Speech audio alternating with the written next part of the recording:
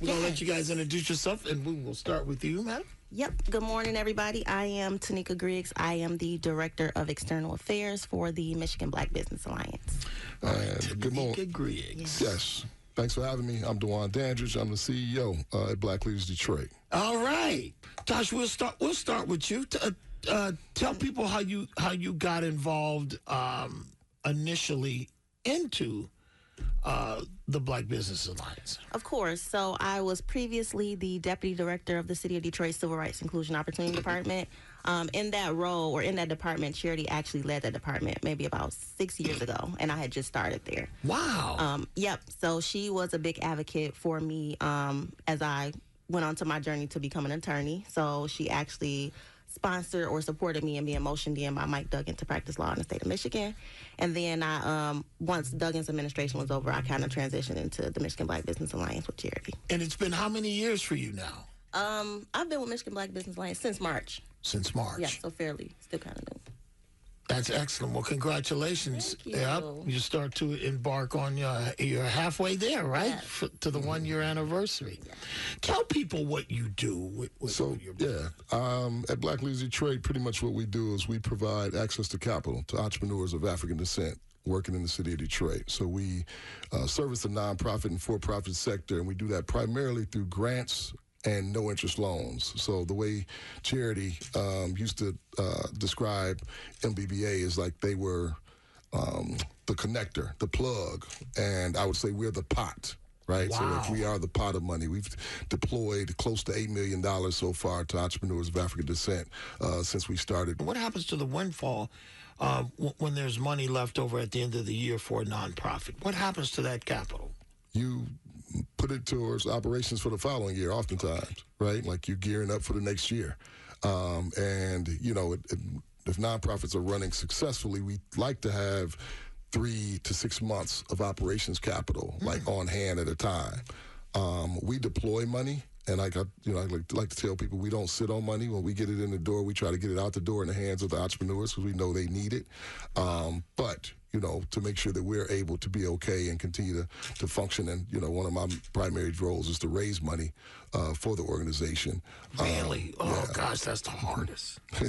Oh, my gosh, that takes a special kind of person. I just want to know, why? Why did you choose to do this? So that's a good question. I think like many black nonprofit leaders, at least in Detroit that I know, we're often practitioners, right? Like we survived something, we overcame something, and we're trying to create something that we wish was there when we needed it. Right. So I've run a couple small businesses myself. I also led a off-the-grid social impact initiative in my younger days that I funded out of my own pocket, which many small nonprofits in the city still do. The leaders believe in the cause so much that they're funding it out of their pocket.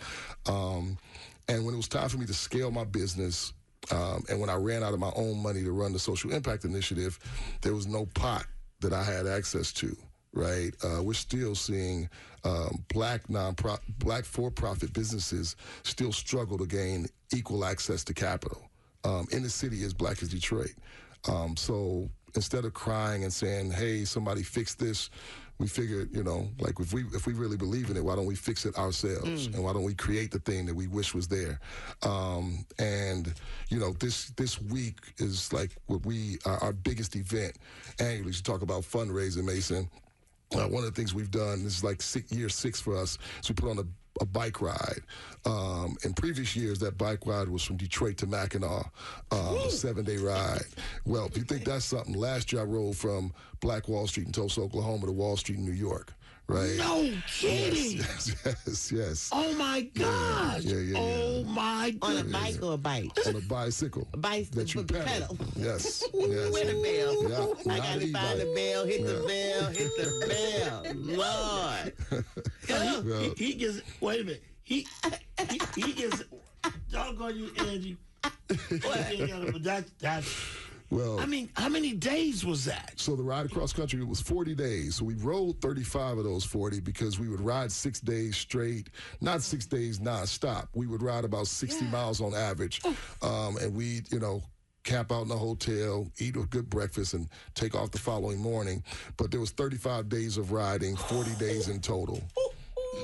How much money was raised? We raised a couple $100,000. Okay. Right? Couple $100,000. We have lofty goals though. Like, we need to raise more. And but one of the things I want to talk about here today is that we have brought that whole ride and event to Detroit. So this is the first year it's going to be in Detroit, focused exclusively on Detroit. And of course, all the proceeds go towards supporting Black-owned businesses and Black-led nonprofits. BlackLeadsDetroit.org, and there's a way to sign up. We have 4 days of events. The kickoff is going to be Thursday evening from 6 to 10. We're going to be at Roosevelt Park right outside the train station.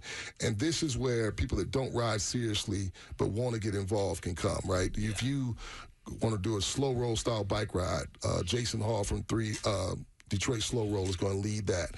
The brothers from We Run 313 is going to be leading a 5K for people that want to run. And we have a Black women-led walking group that's going to lead a 1 mile walk. And if you want to just come and hang out and listen to some music and dance, you can come and do that. And we're going to cap the night off with a drone light show. We'll have activities for the kids, food trucks, a place where people can just come and celebrate with us and kick the weekend off. And then Friday, for those that are passionate about dispelling the myth that those that are perpetuating hatred and divisive messages are the majority, we're putting together a community conversation that's going to be at Huntington Place from 3 to 7 o'clock, where we're inviting people from all different ethnic groups to come out and say, hey, like, we're going to ask and answer the question together. What does it mean and look like for us to be good neighbors to each other in spite our differences, whatever they might be? Right. And then Saturday and Sunday is where the people that are avid cyclists are going to come and hang out with us. We're going to do a 30-mile ride for option, and we also have a 70-mile ride option that's going to go through the city of Detroit, and we're going to hit some of the locations that are, substantial and significant to Black business, past and present. Have you participated in any of these bike I have not, fundraisers? But I do plan to come out Thursday. Thursday. All right, that's our day. She's That's bringing her our day. boys. Yes. And I'll be bringing my boys with me. Yeah. Yep. And how many sons do you have? I have 2 boys, 10 and 13. Oh, you going to make them work? Yes. You were working and using your own money to fund a nonprofit. And then you hit a wall. You said there was no pot to go get more money from, so you created it. Yeah. How did you create something that you needed? It didn't exist. What was your plan to get it? Yeah, I would say like lots of prayer and preparation and lots of people that were willing to help. I really was wrestling with this question, like, how do some of the white-led nonprofits in Detroit raise so much damn money, right, and momentum? And wanting to understand that, I went and worked for a white-led nonprofit for 4 years. Oh, wow. Yes. You took yourself to university. Yes, exactly. So I worked there for 4 years and got a great education, right? I worked for an organization called Life Remodeled, who had many blind spots. They were really good at some things, but they really didn't understand at the time how to engage in a respectful way with the Black community, though they were working in the Black community.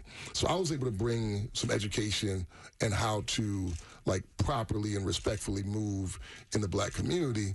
At the same time, from the CEO, Chris Lambert, who's become a good friend of mine, I learned a lot about raising money and got a great education about nonprofit governance and business structure.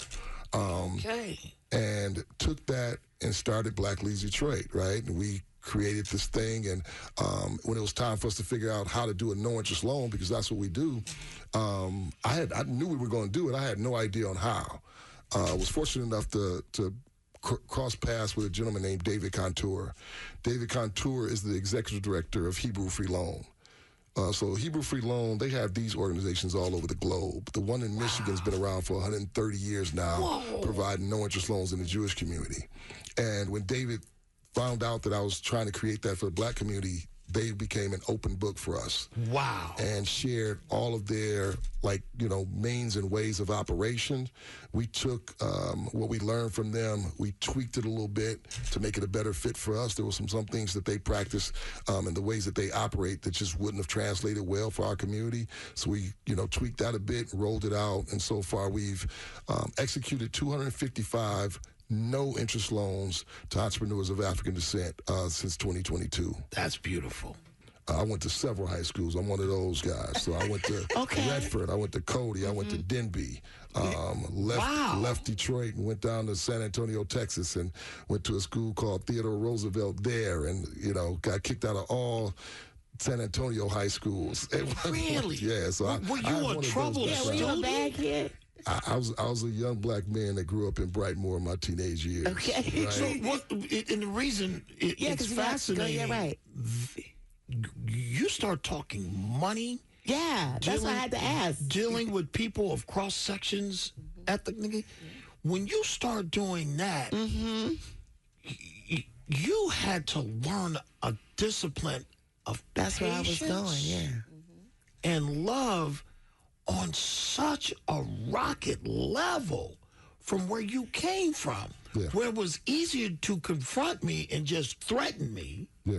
You had to let all that go and reapproach me like you were coming from the deacon's office at church. Yeah, I mean, I've had an eclectic set of experiences, right? Like I've been a UAW rep for Ford and worked on the assembly line at Ford, right? So like I learned negotiation at a high level and trying to represent like membership there, right? And I learned how to listen like very well. But, I also, again, I'm, kid from Brightmoor at the end of the day. So I walk into any space like a very strong, proud black man, and I don't put that on the shelf to make my peers feel comfortable that are not black at any moment, right? But at the same time, I walk in with an openness that, people are willing to share information. And often, like, you're bringing something to the table that might be of value to them as well. So there's, fair exchange. And I think that, you catch the 20-year-old Dwan who was like, had X-Clan and Public Enemy on repeat. I probably would not have been.